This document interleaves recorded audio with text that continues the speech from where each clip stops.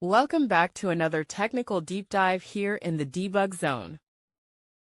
Today we're tackling a big question and breaking it down with insights from other users. Hopefully this clears up some misconceptions and helps you get the answer you need. So buckle up, stay a little curious, and let's jump right in.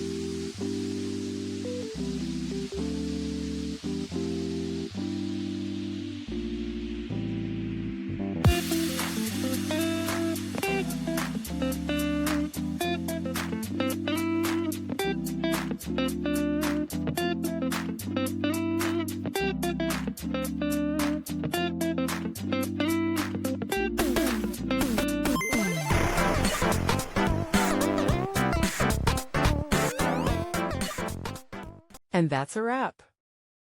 I hope you found the answer you were looking for.